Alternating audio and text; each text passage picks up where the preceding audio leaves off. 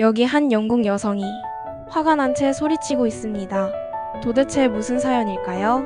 자존심 상하게 동양의 작은 나라에 가서 뭘 배우겠어요? 지금 바로 시작하겠습니다. 안녕하세요. 저는 옥스퍼드 대학교에서 도시공학을 가르치는 교수 린다 메를린입니다. 최고의 대학, 옥스퍼드에서 제가 교수로 일하고 있다는 사실은 가끔 저도 믿기지 않을 때도 많아요. 아침에 학교로 출근할 때마다 아직도 가슴이 벅차 오르곤 해요. 그만큼 영국에 대한 저의 애정은 말로 다 표현할 수 없을 정도예요. 저희 영국이 세계 최고라는 건 의심의 여지가 없죠. 그런데 말이죠. 얼마 전에 연락이 왔어요. 지하철 개선 사업에 대한 조언을 요청하더라고요. 저는 당연히 유럽의 선진국 사례들을 바탕으로 저의 전문성을 살려서 멋진 문서를 작성했어요. 이거면 영국 지하철 개선 자문에 크게 기여할 수 있다고 생각했죠. 작성한 문서를 들고 자신만만하게 시청으로 향했어요. 제 머릿속에는 이미 찬사가 가득했어요. 역시 옥스퍼드대 교수는 다르시네요. 당신 덕분에 영국이 살았어요. 이런 말들이 들리는 것만 같았거든요. 그런데 웬걸? 공무원들의 반응이 얼음장 같았어요. 문서를 보더니 교수님 이게 뭐예요? 유럽 지하철도 낙후되고 지저분한데 어떻게 이런 걸 참고했어요? 라고 하는 거예요. 순간 얼굴이 화끈 달아올랐어요. 마치 찬물을 뒤집어 쓴 것 같았죠. 그 공무원이 한국 얘기를 꺼내는데 한국 지하철이 얼마나 좋은지 침이 마르도록 칭찬하는 거예요.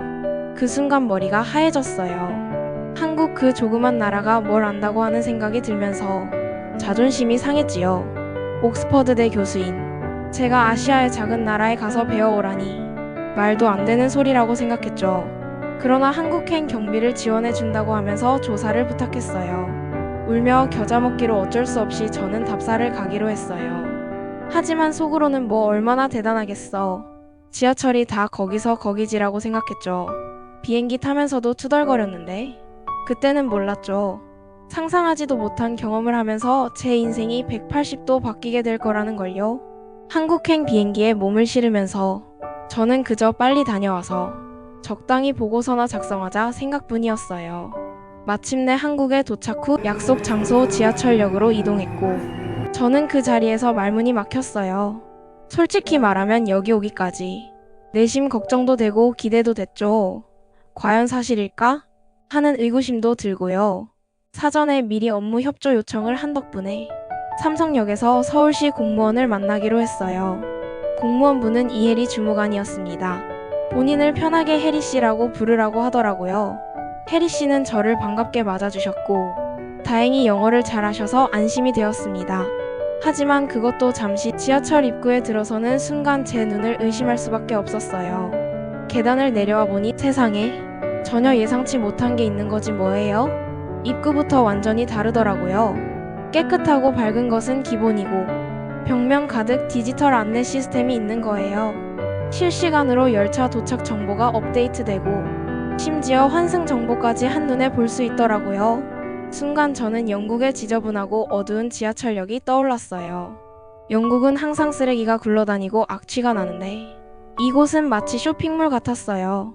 계단에 쓰레기가 하나도 없고 계단 손잡이는 광이 번쩍번쩍 나더라고요.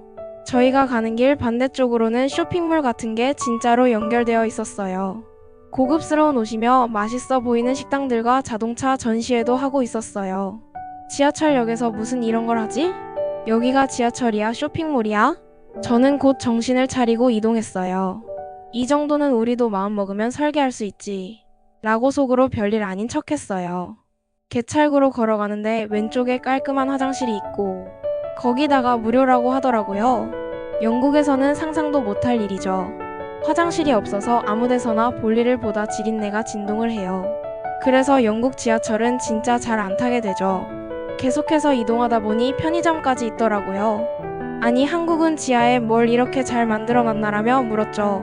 나중에는 무슨 옷집이며 음식점, 꽃집, 신발가게 이런 것도 만드는 거 아니냐고 농담을 던졌더니 혜리씨는 이미 충분히 있어요. 라며 웃으시는 거예요. 강남 지하철역으로 가면 더 큰 지하 세계를 만날 수 있다고 하는 거예요. 저희는 잠실역으로 이동할 거라고 하시더라고요. 어쨌든 이렇게 편의점이 있으니 급하게 음료수나 간식이 필요할 때 정말 편리할 것 같았어요. 저희는 승강장으로 더 깊이 내려갔어요. 역시 정말 깨끗하더라고요. 쓰레기 하나 없이 반짝반짝해서 놀랐어요. 저는 이렇게 유지되려면 청소 인력을 많이 쓰시겠다고 혜리 씨에게 물었죠. 물론 청소하시는 여사님들이 계시지만 보통은 2명씩 짝을 지어서 공간을 순회하며 청소하시기 때문에 한 공간에 많이 계시지도 않으세요. 그러니 많은 인력이 필요치는 않다고 설명하셨어요. 저는 이해가 안 되었어요. 그러면 청소 공백 기간이 길어지는데 이렇게 깨끗하게 유지가 된다는 게 믿기지는 않았죠. 그런데 둘러보다 보니 유리문 같은 게 승강장의 벽처럼 있더라고요. 저는 순간 설마 여기서 또 돈을 내는 건가요? 라고 화를 내며 물어봤어요. 그럼 그렇지, 지하철 요금이 그렇게 저렴한 게 말이 안 되지. 여기서 추가 결제하니 그렇게 저렴한 거였다고 머릿속으로 의심했어요. 그때 지하철이 도착했고 그 유리문이 자동으로 열리면서 사람들이 타고 내리더라고요. 저는 정말 놀라서 입을 다물지 못했어요. 혜리 씨는 제가 귀엽다는 듯 웃으며 말했어요. 이건 스크린 도어라는 거예요. 돈은 추가로 내는 것이 아니고요. 지하철이 들어와서 지하철 문이 열릴 때 이 스크린 도어도 같이 열려요. 저는 이해가 안 되어서 다시 물었어요. 굳이 번거롭게 왜 스크린 도어라는 걸 설치했어요? 혜리 씨는 스크린 도어 역할을 친절하게 설명하기 시작했어요. 첫 번째는 승객의 안전이죠. 스크린 도어가 있음으로써 승강장 안쪽으로 떨어지지 않도록 방어해주는 안전장치 역할이에요. 저는 놀라면서 답했어요. 그렇겠네요. 저희 영국은 스크린 도어라는 게 없어요.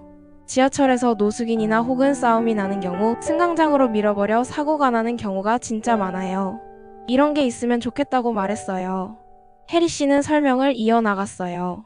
그리고 스크린 도어가 승강장의 공기질 개선에 큰 역할도 해요. 지하철은 선로를 다니고 또 여기 지하에는 미세먼지들이 발생할 수밖에 없잖아요. 스크린 도어가 없다면 그런 먼지나 안 좋은 물질들이 승강장으로 바로 올라오게 되고 승객들이 바로 흡입하게 되니까 기관지에 너무 안 좋아요. 이렇게 위아래 양옆이 사방으로 막혀 있으니 나쁜 공기가 승강장으로 올라오는 게 현저히 줄었어요. 그리고 스크린 도어가 열리는 건 지하철 안에서 기관사가 제어하기 때문에 안전해요. 혹시라도 늦게 타거나 옷이나 가방이 걸리는 경우에도 센서가 모두 인식해서 안전하죠. 스크린 도어에 대한 설명을 듣고 나니 한국은 승객의 안전에 정말 꼼꼼하게 신경을 썼다는 게 느껴지네요. 사방을 모두 막는 스크린 도어는 영국 지하철 개선에도 꼭 필요한 기술인 것 같아요. 하지만 이거 자체로는 지하철 개선에 엄청난 기여를 하는 것은 아니잖아요. 저는 다른 어떤 장점이 더 있을지 내심 기대되더라고요. 혜리 씨와 저는 열차에 올라탔고 지하철에 타니까 유독 빈자리가 있었어요. 특별하게 핑크색으로 칠해져 있더라고요. 저는 그저 인테리어인가 보다 생각했고 제가 한국 도착 후에 바로 답사를 와서 다리가 아주 피곤했어요. 그래서 운이 너무 좋다 생각하고 바로 앉았고 혜리 씨에게 오라고 손짓했어요. 그런데 갑자기 옆에 있던 혜리 씨가 저보고 일어나라는 거예요. 순간 어리둥절했어요. 왜 일어나라고 하는 거지?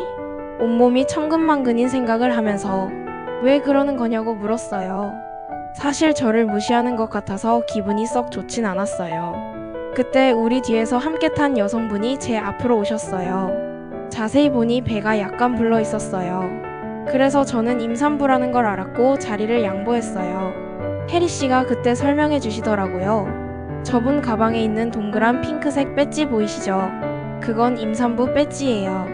그리고 교수님이 앉으셨던 핑크색 좌석은 임산부 전용 좌석이에요. 이 사실을 알고는 바로 혜리 씨와 임산부에게 사과드렸어요. 저는 그제야 상황을 이해했지요.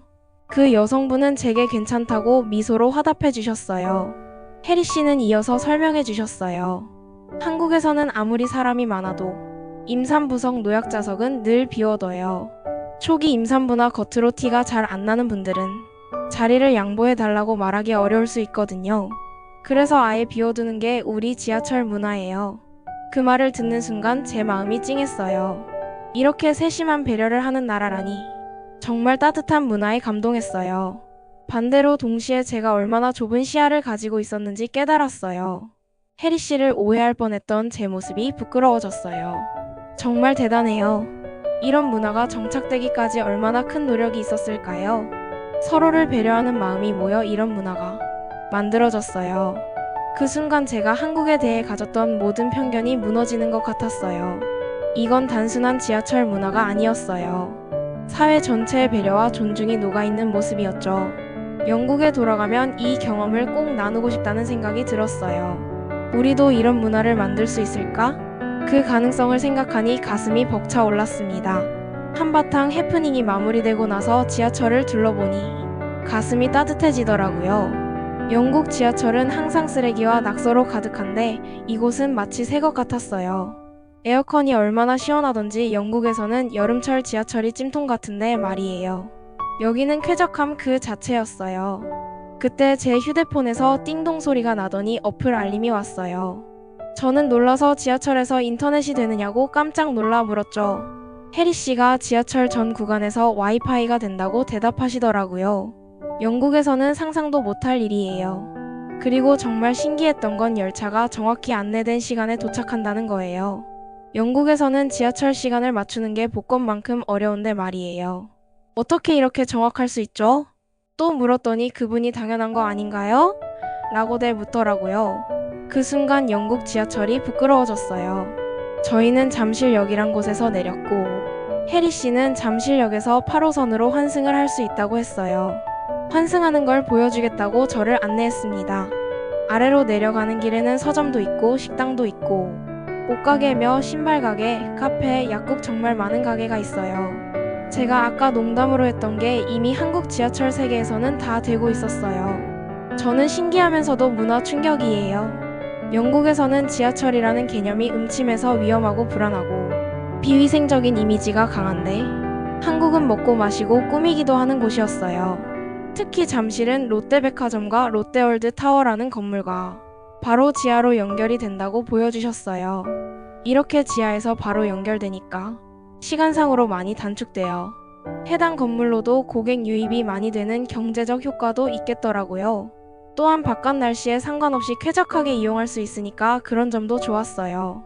이렇게 주변 건물이나 상권과 협력하는 모습도 인상적이네요.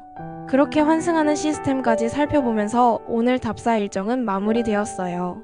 저는 한국의 지하철을 타고 가면서 계속해서 영국과 비교하게 됐어요. 깨끗함, 정확성, 편의성, 배려심 모든 면에서 한국 지하철이 앞서 있다는 생각이 들었죠. 처음에는 인정하기 싫었지만 이제는 부정할 수 없었어요. 역시 직접 경험해보지 않으면 알 수 없네요.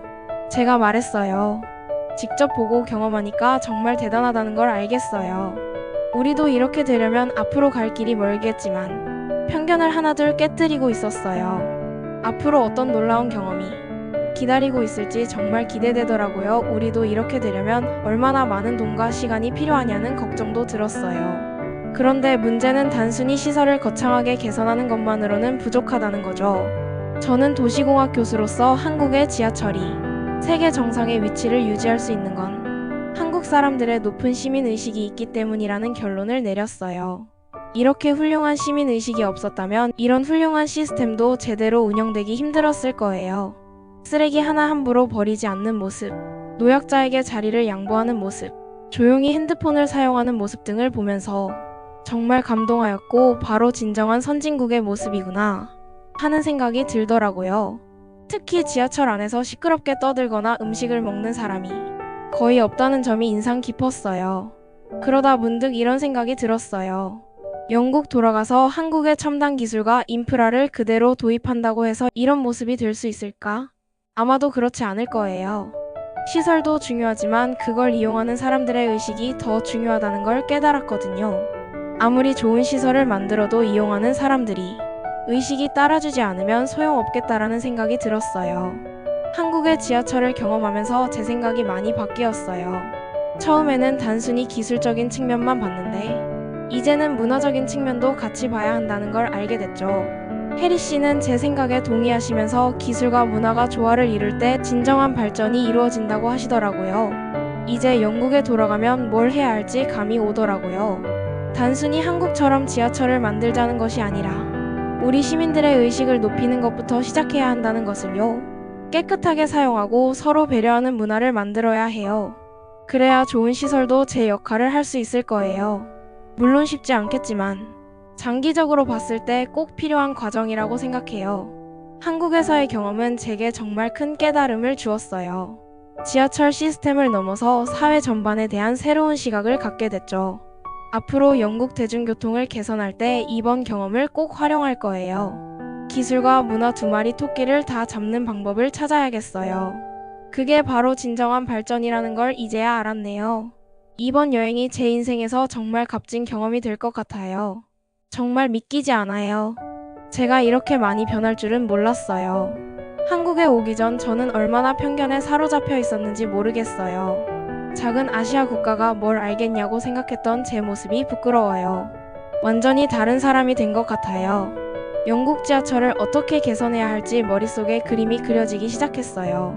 단순히 시설을 바꾸는 게 아니라 시민들의 의식부터 바꿔야 한다는 걸 알았죠. 우리도 할 수 있어요. 시간이 걸리겠지만 한국처럼 될 수 있어요.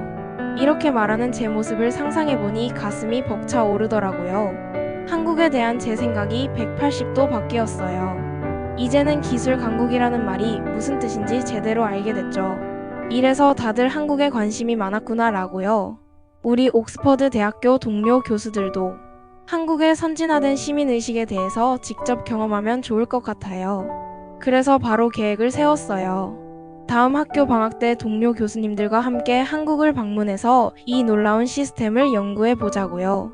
그때는 일뿐만 아니라 한국 여행도 해보고 싶어요. 놀러 가면 좋을 한국 여행지도 추천해 주실 수 있을까요? 서울과 부산 중 어디부터 가야 할지 고민이네요. 그럼 지금까지 제 이야기를 들어주셔서 감사합니다. 오늘 사연 어떠셨나요? 사연이 재밌으셨다면 구독과 좋아요를 부탁드려요. 더 재밌는 사연을 소개해 드리는데 큰 힘이 된답니다. 그럼 다음 영상으로 찾아오겠습니다. 감사합니다.